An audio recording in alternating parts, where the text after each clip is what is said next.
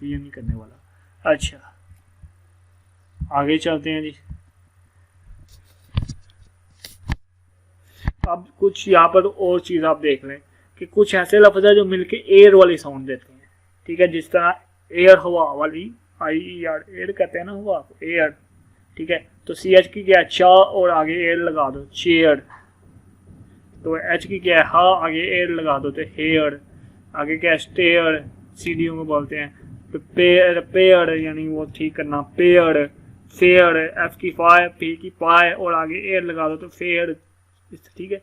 ये आपने ये देख रहे हैं। इसी तरह ARE की साउंड क्या होती है एयर, अगर ERA के पहले कोई कॉन्सोनेंट वाला लगा दो तो इसकी क्या है H की हाई है तो आगे हेयर, स्केयर, शेयर, एयर, ये ERE की एयर होती है बस, ठीक है।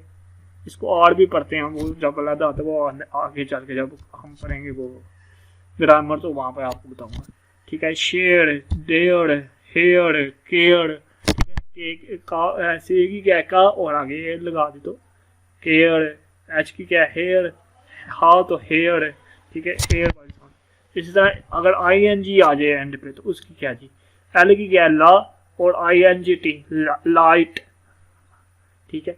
तो उसकी ING की साउंड यहाँ पर बताने की कोशिश की गई है कि अगर दो अल्फ़ाबेट्स दो कॉन्सोनेंट के दरमियान ING इकट्ठा आ जाए तो उनकी साउंड किस तरह बनती है, ठीक है, वो देख लें।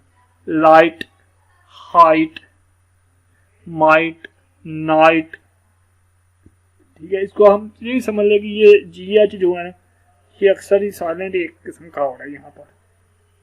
फाइट, ठीक है, देखें सिर्फ फा और टा की साउंड आ रही है फाइट, या फिर उसमें थोड़े से उसको आई की वजह से उसकी छोटी एक ही साउंड भी आ रही है, ठीक है। जिस तरह दोबारा पढ़ता हूँ लाइट, हाइट, माइट, नाइट। अब आपके पास जो बुक या जो भी आपने इंग्लिश का पेज पकड़ा उसमें ये लफ्ज देखें, टे CH की भी देख लें जी, विच, वुड, एच, वो CH वाली साउंड है, पीच, पैच, स्टीच, ठीक है। इसकी भी थोड़ी सी साउंड देख लें, इसकी मुझे खुद इतनी समझ नहीं है लेकिन आपको मैंने बता दी है यहाँ पर यही